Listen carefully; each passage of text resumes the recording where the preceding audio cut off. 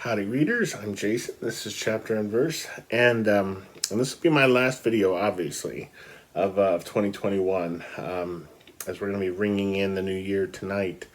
While most people will be, Kelly and I will be sleeping. And, I've been wrestling with what I wanted to do with a kind of wrap-up video for the year, whether a tag. I don't ordinarily do tags, as you guys know. Here lately anyway, for the last year and a half. But there are a couple of tags floating around right now that I really do like. So I was thinking about that. And then I was thinking of doing a video that kind of covered my favorite books of the year, my favorite films of the year that I had seen for the first time. But I haven't really read very many books this year. Pandemic is still kind of fudging with my reading a little bit. And none of the books that I read this year for the first time. Now, rereads are a different ballgame, right? I reread some Shakespeare this year. I reread Oscar and Lucinda, and I'm rereading those because they've already blown my mind, and I love them. But as far as books that I came to for the first time this year, I only gave one of those books 5 stars. And that was a qualified 5 stars, right? This is a book that I have a lot of problems with, but in the end, it just kind of can't be denied. And so instead of talking about a number of my favorites from this year, because there were books that I read this year that I did really, really like, Hamnet, right, by Maggie O'Farrell being one, I thought I would just make a video about my single best reading experience of 2021. And that is Red Comet, right? The Short Life and Blazing Art of Sylvia Plath by Heather Clark. And as you can see, there are an awful lot of Post-its, little sticky tabs, in the book there. And Kelly has been joking that there might be a whole package of tabs in the book there. So this was my choice for March of the Mammoths this year, and as has been the case every year with March of the Mammoths, I tend to kind of take the whole year to read my Mammoth. I always dream that it'll be done in March, but I'm a really slow reader and I'm easily distracted. So I read the last, I would say half of this book in the last 6 weeks or so. Maybe even the last 2/3 of it. And it's just magnificent, right? For those of you guys who've seen my previous videos on Red Comet, and I will link to them below for those of you who haven't. But if you have seen those previous videos, you know that that I came to this book with a lot of experience with the Plath story, we'll say. I had read, I think, 4 biographies of her prior to this. I'd read the Bell Jar multiple times, her poetry many, many times. I've taught her poetry. I've seen documentaries about her. I saw the feature film about her. I knew a lot about Plath going into this. And one of the things that was so marvelous about this book was that it revealed to me just how little about Plath I actually did know. This thing is just a trove. Just have to admire biographers, right, for the way that they just throw themselves into telling the story of the life of their subject, and all other concerns are secondary, right? They just have this tremendous devotion to their projects, and it really shows, right? They have a real gift for marshaling all of the evidence and the material that they come into contact with, and making a narrative out of it, right? Is the really extraordinary thing about it. How do they do that? So I just kind of wanted to spend my last video of the year talking about the last half or so of Red Comet, and also just my impressions of the book as a whole. I'm going to put it down now because it weighs probably 8 pounds. So to begin, I just want to get out of the way some of the things, in addition to a lot of the stuff I've already talked about in videos that bothered me in this book. There were other things late in the book that really bothered me as well. There was one instance where she seemed to not understand what she was talking about. And maybe she's Heather Clark's not a religious person herself. But I think oftentimes when people when writers aren't themselves religious, but they are writing about something with respect to religion, or even just mentioning something with respect to religion, oftentimes they're kind of going on hearsay, and they I don't know, they don't think to check it, I guess. Yeah, I remember when we lived in Missoula, I tried reading that book, The Children's Blizzard, right? It was all the rage, about, I guess, 13 years ago, probably 12 years ago.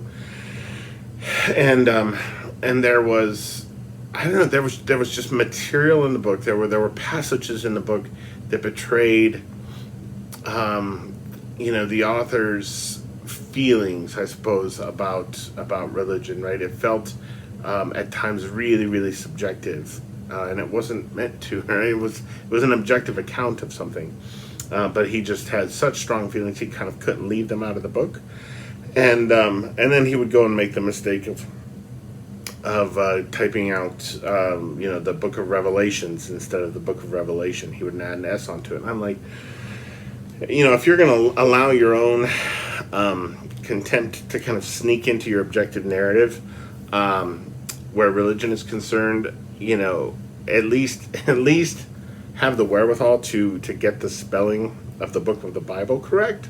So on page 863, at the bottom of the page, she begins a sentence. The poem conjures St. Augustine's dark night of the soul, though here the soul emerges unscathed as the speaker watches the sun rise and the city come to life.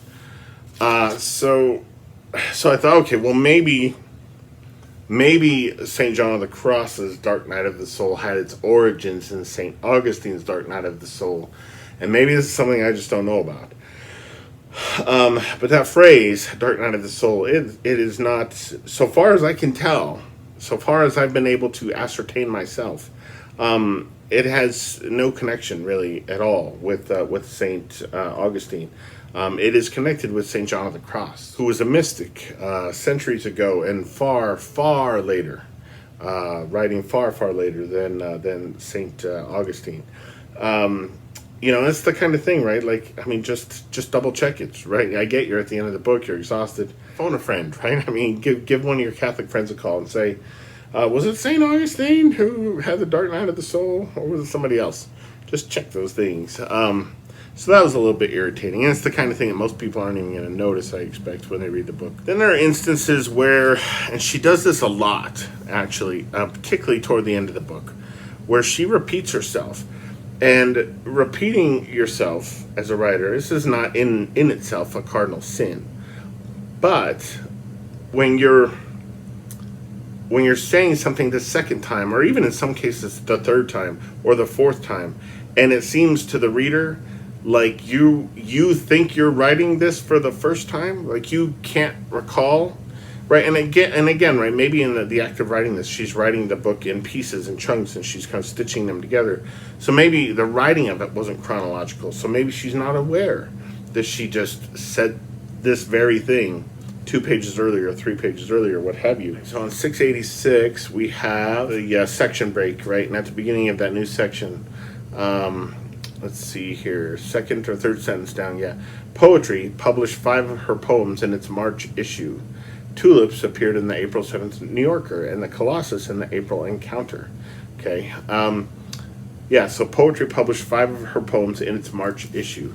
We skip ahead to 689, just 3 pages, and at the bottom of that page, she was still sending her poems out regularly. Harper's accepted 2 poems. Poetry published 5 poems in March. You just told us this, Heather Clark. You just told us this, and this isn't even the worst example of it, right? There are, like I said, there are moments in the book where, in a space of 8 pages or 10 pages, she'll tell us the same thing in almost exactly the same words 3 times or even 4 times, which is just no good. But yeah, there are lots of examples of that, and then there are times when she contradicts herself, which is really troubling as well and really irritating.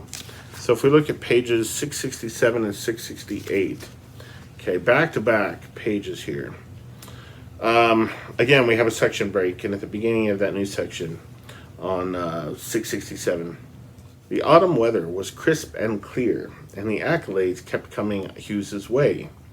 In July, Vogue had published an article about Hughes, Louis MacNeice, Thomas Kinsella, and William Empson. Hughes, looking serious and swarthy, had the largest photo. He was asked to co-judge the next 2 years' Poetry Book Society selection, etc., etc., etc. Okay. But the important part, right, the accolades kept coming Hughes's way. And literally on the next page, at the top of the next page, so half a page later, we have this. She enclosed, speaking of Plath, she enclosed several of Hughes's poems, including Wadwoe, in case you want to publish it in America. Her own career continued to gain momentum as Hughes's plateaued. So you can't have your cake and eat it too, right? Hughes can't have the accolades keep coming his way if his career is plateauing. So you, as a biographer, like, just be careful. Just be careful, Ms. Clark. And then there's one thing in the book, really, really late in the book, that deeply bothered me, actually, probably more than anything else in the book. So Clark has set her book up from the word go as a corrective to other biographies that have appeared and how Plath has been kind of regarded in pop culture and in academic culture as well, right? There seems to have been, in Clark's view, over the decades, there seems to be so much more focus on her suicide than on her writing, right? And Clark seems to think that there's some measure of Plath's fame has come about because of her having become a kind of figure, right? A kind of figurehead for distressed youth, for embattled and embittered women, etc., etc. That much of her fame and much of her success with the sales of her work has been maybe not nearly as much as it should have been because of the work itself, and more to do with the kind of myth that has sprung up around her, the glamour that has kind of sprung up around her her death, and how the poems in Ariel kind of came to the public's attention in the wake of her death, etc., etc. She, early in the book, really takes to task, and again, I talk about this in other videos. She likes to make us believe that it's a number of biographies that she's taken to task for having done this, for having sensationalized Plath's death at the expense of kind of looking at her work in the serious way that it deserves or warrants. But it's really just one biography that she's really going after. She's quoting from that book. It's Mad Girl's Love Song is the name of it, time and time again.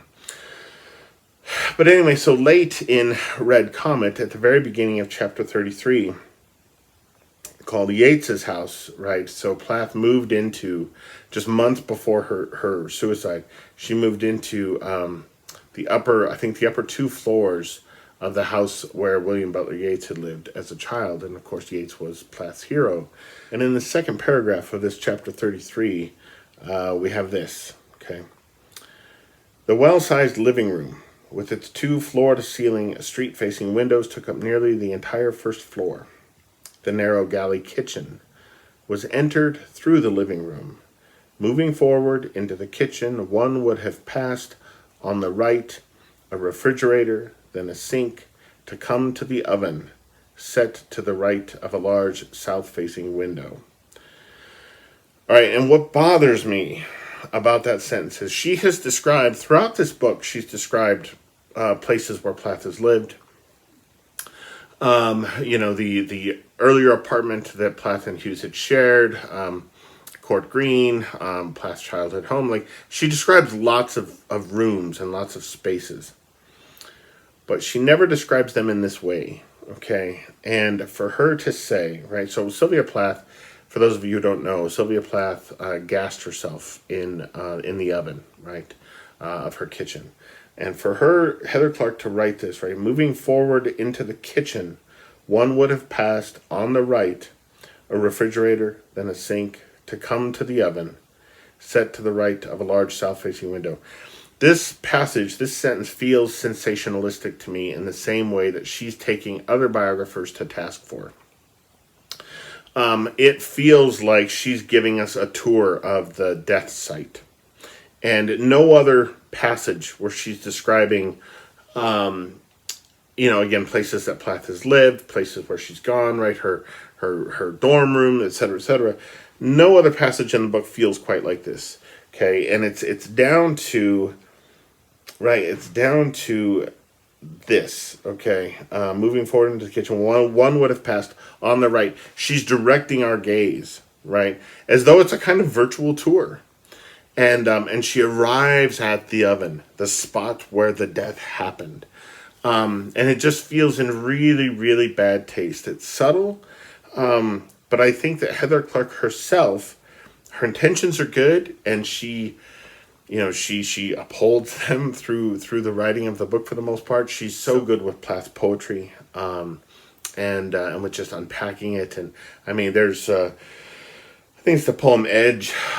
There's a line in that poem, "The woman is perfected," and Clark points out that in that line, the woman has no agency. Right, though the woman in the poem has no agency. She is not perfect. She is perfected. Right, something is being done to her. She's being manipulated, and that changes my reading of that poem. Right, and she does a lot of that in this book. Right, she spends like 5 pages just on Plath's poem Daddy, and they're an extraordinary 5 pages. Right, they're worth reading the book alone for those 5 pages.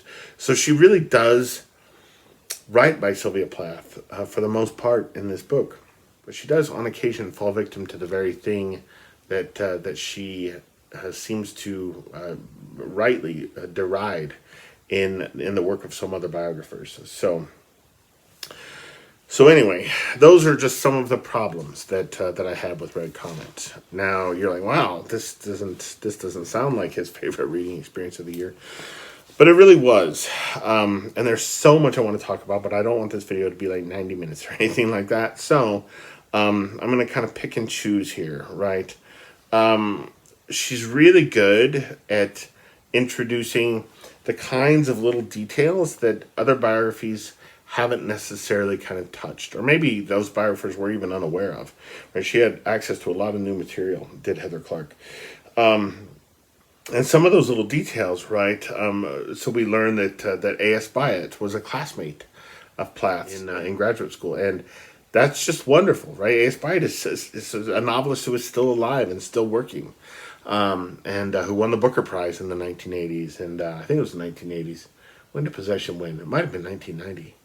Anyway, so to read that A.S. Byatt was not like moving in the same circles, but she was in a class with Plath. She seemed to not have very good things to say about Sylvia Plath. And it's easy when you're reading a biography of Plath to forget about the fact that those dire last months of her life were happening at the same time as the Cuban Missile Crisis, right? And the fact that throughout her adult life, she was really on edge about and concerned with the idea of nuclear proliferation and nuclear fallout and what had been done, with the atomic bombs during the Second World War and what it meant for the future, what it meant for the family that she might have, et cetera, et cetera.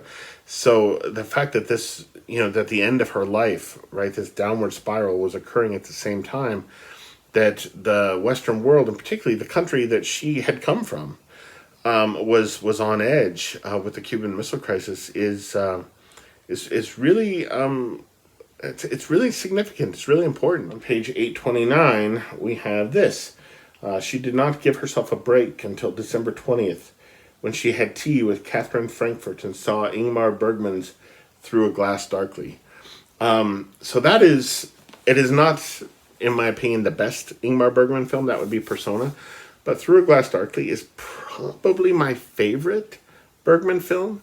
And so to just learn some little detail like that, right, that so many people would think is insignificant, and on a grand scale, it probably is insignificant, right? But to know that on December 20th of 1962, just, less than 2 months at that point before she committed suicide, that Sylvia Plath had gone to the cinema and seen this Ingmar Bergman film that's really, really important to me. Yeah, like it situates her in a larger culture, right? A larger kind of cultural context. That is wonderful. And Clark does a better job of that than any other biographer by some distance. So some other things that I really liked about the book were those moments when, so I'm talking about this kind of this larger kind of historical and cultural context, right, that Plath was existing in, right? She was going to school with A.S. Byatt, who we now know is as the author of Possession, and she went to see this Bergman film, and blah, blah, blah, blah, blah. But as far as, like, the landscape of poetry at that time was concerned, Clark does just a remarkable job of explaining to us how poets of that time were coming from a world of a kind of precise structure in poetry, and were in the process of rejecting it, figuring out how to reject it, right? And she quotes at one point, she quotes a letter from Adrian Rich. Let's see, this is on page 546. Young poets in the mid-1950s, Peter Davison remembered, still overshadowed by the sequoias of Frost, Pound, Eliot Stevens, Cummings, Marianne Moore, and William Carlos Williams, had taken refuge in a formal elegance that they were beginning to outgrow, right? And then it says, Adrian Rich agreed, quote, in those years, formalism was part of the strategy. Like asbestos gloves, it allowed me to handle materials I couldn't pick up barehanded. And I really, really, really loved that. That sentence by itself from this, presumably a letter from Adrian Rich, just really kind of crystallizes and expands my understanding of mid-20th century poetry in a way that few other things have done in the past. So there are wonderful things like that, right? There's mention of how Plath was, I think, editing an anthology of American poetry, and she included a lot of poetry by William Stafford. Stafford was one of the poets that she included the most work by in that anthology. And I never knew that Sylvia Plath had been a fan of William Stafford's poetry. Because he doesn't really seem like the kind of poet that she would have responded to. But she did, right? Somehow she did. And, and he came from part of the country that she was not connected to at all, et cetera, et cetera. So it's not like there was some kind of New England connection there like there was with Robert Frost. But yeah, I mean, I'm a huge, huge admirer of William Stafford's poetry. And so to learn that Plath, this other poet who has just been a favorite of mine since I was a teenager, is also a fan, or was also a fan of William Stafford's work. Just, I don't know, it was cool. Like it made me feel closer to her somehow. And that was nice. That was exciting. I also really love these moments in the book where, and I was trying to figure out kind of how to phrase what they're doing, right? It's not really foreshadowing, but it's almost like these moments where she's kind of seeing the future, like, because we know the end of the story, right? And she gives us these lines. There's just these lines, they're almost kind of throwaway lines, that are deeply moving because we know the end of the story when Plath herself didn't. So at the beginning of chapter 23, The Dread of Recognition, the very first sentence, Sylvia Plath crossed the Atlantic for the third and final time aboard the SS United States in mid-December 1959. Right? There's just something so poignant about that, right? She's making this voyage away from her home country that she'll never see again. Right, and she's young at this point. Right? She's in her late 20s. She's got the world in her hand. Right, the world is her oyster, and she has no idea that she's never going to see it again. And I just found that so incredibly moving. On page, let's see here, 661, when they first meet Assia Wevel and her husband David, right.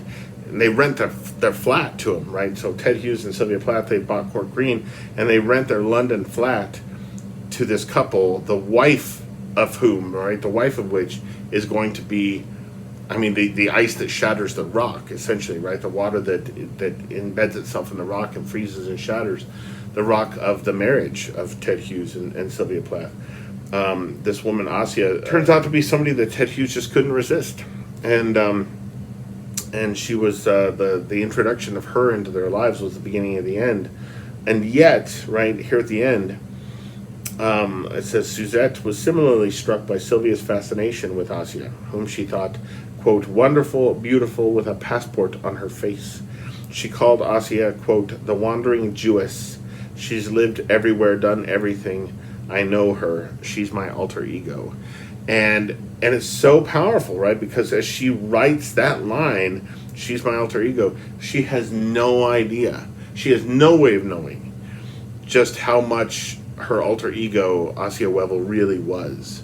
And how that would destroy Plath's life, right? Her happiness, her sanity, her career, her motherhood.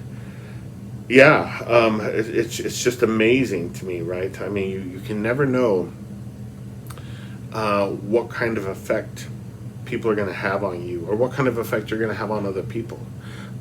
It's just impossible to know in the instance, right? It's always a question of hindsight, and yeah, I mean, now we know this whole story, and Plath knew none of it at all, right? We know that after her own suicide, that Asya and Ted would remain together for a handful of years and have a child together, and that Asya herself would kill her child and herself in the same way that Plath killed herself. I mean, that is just an extraordinarily tragic story, right? If Ted Hughes weren't such an asshole, it would be really easy to, for your heart to go out to him in spades, right, for this whole thing. And it does on some level. But, I mean, he was an asshole, and he brought so much of this tragedy down on himself that it's difficult for him, it's difficult for readers, for me, I should say, to have the same kind of sympathy for Hughes that I have for Plath. And here's the interesting thing, okay? So reading this book, yes, I found myself having just extraordinary sympathy for Plath, right? There's one passage in particular, which I'm going to talk about here in a second, that just broke my heart. That just really broke my heart. So Plath is a poet that I've been reading and studying since I was probably 17 years old. And I have admired her for so long. And I've read biographies of her that have done a little bit, kind of burnish her reputation and her image in my eyes, right? Rough Magic, which is a book I really, really love. Plath comes across sympathetically in that book, right? She is someone that you care for and that you like. Insofar as my memory of that book is clear. But then there's the biography Bitter Fame by Anne Stevenson, which was a kind of hatchet job, right? So Anne Stevenson was brought on by Olwen Hughes, Ted Hughes' sister. Olwen Hughes fucking hated Sylvia Plath. And Olwen Hughes hired Anne Stevenson to write this biography of Plath. And the thing was just vindictive and poisonous. The tone of it was just horrible, right? It didn't feel objective at all. Now, the thing about Red Comet is that it feels, 99.9% of the time, it feels incredibly objective. And as such, it is really, really honest about Sylvia Plath, kind of warts and all, in a way that I feel like no other biography has been before. Not the ones that kind of revere her, that kind of, skirt hagiography, and certainly not Bitter Fame, because all of the kind of warts and all stuff in that felt personal somehow. Somebody was kind of pissing on Plath's grave with that book. But in this, right, so Plath comes across as, and I've got my notes here, right? I want to get this right. She comes across as a thorough, observant maker of poems in conscious conversation with not only her peers, her contemporaries, but also her forebears, right? These major poets who came before her. In some cases, they were still kind of her contemporaries, but they had laid the groundwork, 10 years earlier, 20 years earlier. People like, Rethke and Robert Lowell. But she comes across as a very serious artist who, like I said, is in conversation with the other poets in her sphere, okay, in her kind of solar system of poets, but also in conversation with, current trends and upheavals and explosions within the world of poetry, and figuring out her own identity, right, and how far things could be pushed, etc., especially with the final poems. And it's just extraordinary to read that, okay? And like I said, she comes across as deeply sympathetic, as well as someone who has been abandoned, right? Who is bereft, who is stricken with grief. And there's one passage in particular that I want to read to you. And this is from a letter that she wrote to Ruth Boucher, who had been her psychiatrist during her earlier stay when she was around 20 years old at McLean Hospital. So this is in the fall, late summer, early fall of 1962. Her marriage with Ted is, he's not living there anymore. It's essentially over. And this is just months before her suicide. I'll just read the passage. She said, "I think I am dying. I am just desperate. Ted has deserted me. I have not seen him for 2 weeks. Tonight, utterly mad with this solitude, rain and wind hammering my 100 windows, I climbed to his study out of sheer homesickness to read his writing, lacking letters, and found them, sheafs of passionate love poems to this woman, this one woman to whom he's been growing more and more faithful, describing their orgasms, her ivory body, her smell, her beauty, saying in a world of beauties he married a hag, talking about, quote, now I have hacked the octopus off at my ring finger. Many are fine poems, absolute impassioned love poems, and I am just dying." And I just found that so raw and so shattering that even if I had not, already been predisposed through the reading of this book and what I knew about Plath's life, even if I had not already been predisposed to have my heart go out to her, to take her side, that passage would have done it. That is the passage I have reread more than any other in this book. I just find it just devastating. So she comes across as a very serious artist, right? A very serious maker of poems, who is aware of the currents of what's happening in the world of poetry at that time. She comes across as deeply sympathetic, someone who has been cast off, and at a time, especially right like on the cusp of this horrible winter that they were about to have, in such a way that your heart can't but go out to her. And yet, at the same time, Heather Clark is honest about so many aspects to or facets of Plath's personality that were truly terrible. Plath was cruel. She was petty. She was pompous. She was selfish. She was given to exploiting people who cared about her, their kindnesses, their generosity. And, and again, right, in Bitter Fame, you learn about some of these things, and it just seems like, oh, so here's a writer who has a bone to pick with Sylvia Plath. In this, it felt like it had some objective distance, which a biography needs. And that was really remarkable. But there are some things that Plath did, that she said, that she thought, that she wrote, that you just can't kind of get away from, right? They were despicable. And none of us is a saint, obviously, right? And none of us are saints. But it's really important that we not forget about these things. On 693, on the afternoon of April 17th, the Hughes' neighbor, Percy Key, had a stroke. Percy's wife, Rose, rushed to Court Green to summon Ted. Sylvia thought that she might wait at home. Quote, and then something in me said, now you must see this. You have never seen a stroke or a dead person. And I just think that there's something almost sociopathic about that, right? She's not thinking about the welfare and the safety and the life of her neighbor who's just been hit with this stroke. She's thinking about witnessing it as a way of kind of gathering material. And again, right, there's just something so kind of calculated and clinical and chilly about that. I just found it incredibly disturbing. On 8/17, we have this.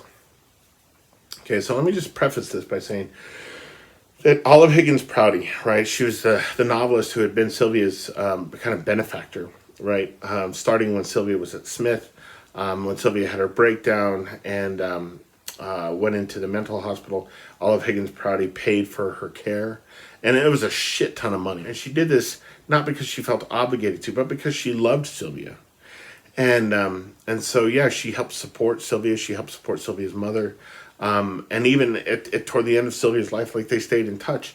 She would send, after Ted had left Sylvia, she would send her these checks, these extraordinary checks, to help her just kind of land on her feet. And also just these warm, loving, very perceptive letters, okay? And yet we have this. During that visit, Sylvia took particular pleasure in deflating literary reputations. She told Clarissa that Mrs. Prouty was, quote, a bit of a nit. The general tone was, didn't she realize what a fool she was, having written an absolutely terrible book and trying to compensate for it all those years by giving her money to Smith girls. This was not the first time Sylvia had criticized Prouty. Smith friends remembered her occasionally mocking Prouty's soap opera novels. Okay, says though Sylvia was unquestionably grateful to Prouty, she also chafed against the sense of obligation she felt toward her. I don't care if you're chafing against the sense of obligation that you feel because somebody has taken care of you and is helping support you. If you're accepting that support, you just shut the fuck up and you be grateful. And I think the vast majority of human beings would be that way. They would not take with their left hand what was being offered to them, and with their right hand,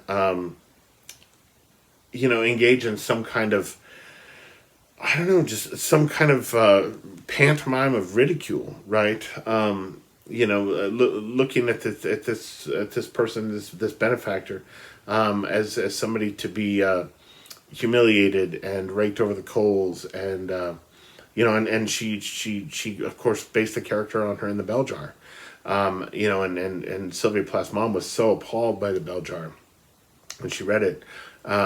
She said that she was only glad that Olive Higgins Prouty wasn't alive to see what Sylvia had done with her in the book.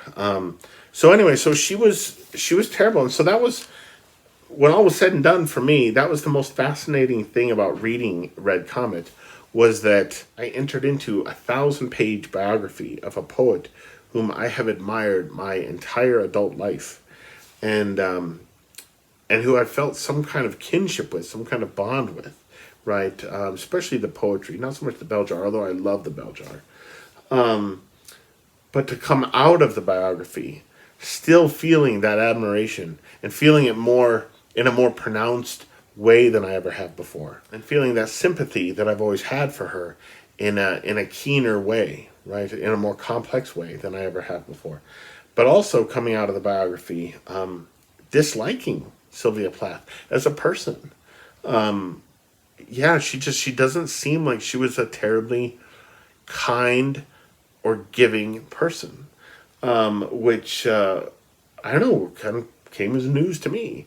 And so I sympathize with her more than I ever have before. I admire her as an artist more than I ever have before, but I like her as a person less than I ever have before. And I think that indicates that the biographer, Heather Clark, has done a good job. She's done her work. It was just an amazing reading experience, and I'm glad, actually, that it took as many months as it did, because I was never lost when I came back to it, right? Oftentimes when you put a book away for a couple of months and then you come back to it, you don't remember where you were. You need to kind of retrace your steps maybe. And I don't know if this is because I'm just, so familiar with her life, that I came into the reading of this so familiar with her life that I didn't ever really need to do that. And it was, yeah, so I would just step, I was like stepping onto a moving train every time I picked a book back up. And that was wonderful. But yeah, it's just a comprehensive. It is bold, and the criticism in it, right? Like the work that she does with past poetry is oftentimes just about as good as I've ever read from anybody, and it's honest. It's a really really honest book about who Plath was and about how she deserves to be regarded and seen by those of us who love her work and who care about literature and about words. So anyway, that's my last video of the year.